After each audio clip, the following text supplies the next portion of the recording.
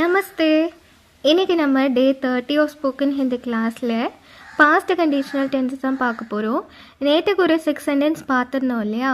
இன்றைக்கி ஒரு 3 sentences extra பார்த்துட்டு அதுக்கப்புறமா பாஸ்ட் கண்டிஷனலில் யூஸ் பண்ணக்கூடிய வேர்ட்ஸோட ஒரு எக்ஸாம்பிள்ஸும் நான் உங்களுக்கு சொல்லித்தரேன். ஓகே, இன்றைக்கி இப்போது 7th சென்டென்ஸ் பாருங்கள்.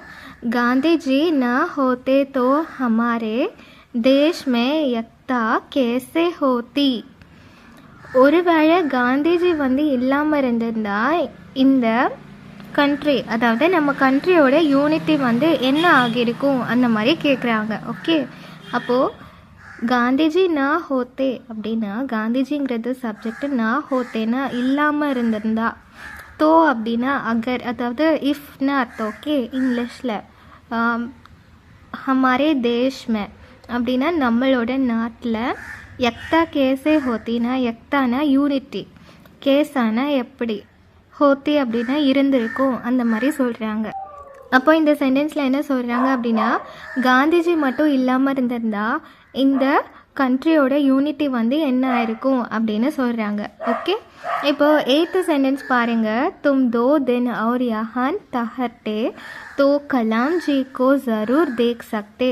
நீங்கள் ஒருவேளை இங்கே 2 நாள் ஸ்டே பண்ணியிருந்தீங்கன்னா உங்களால் நிச்சயமாக கலாம்ஜியை பார்த்துருக்க முடியும் அப்படின்னு சொல்கிறாங்க. தும் அப்படின்னா நீங்கன்னு அர்த்தம், 2 दिन அப்படின்னா 2 days, और यहाँ ठहरते அப்படின்னா ஸ்டேட் ஹியர். ஓகே, தோ அப்படின்னா இஃப்னு அர்த்தம், கலாம்ஜி சப்ஜெக்டு, கோ ஜரூர் அப்படின்னா கண்டிப்பாக அவங்கள, தேக் அப்படின்னா பார்த்துருக்க, சக்தி அப்படின்னா முடியும்னு அர்த்தம். ஓகே, ஸோ தும் 2 दिन और यहाँ ठहरते तो कलाम जी को ज़रूर देख सकते. ஓகே, இப்போ நீங்கள் 9th சென்டென்ஸ் பாருங்கள்.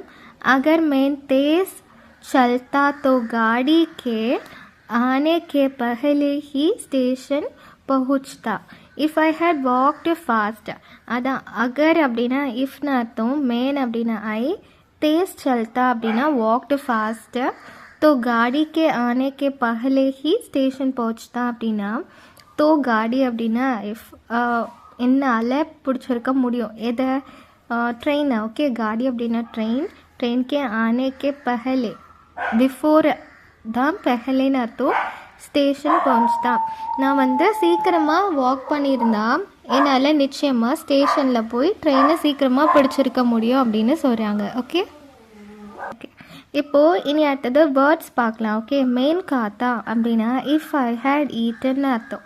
ஹம் காத்தே அப்படின்னா இஃப் வி ஹேட் ஈட்டன், ஹம் அப்படின்னா நம்மன்னு அர்த்தம், மேன் அப்படின்னா நான் அர்த்தம், தும் அப்படின்னா நீங்கன்னு அர்த்தம். Okay, so if you had eaten அர்த்தம்.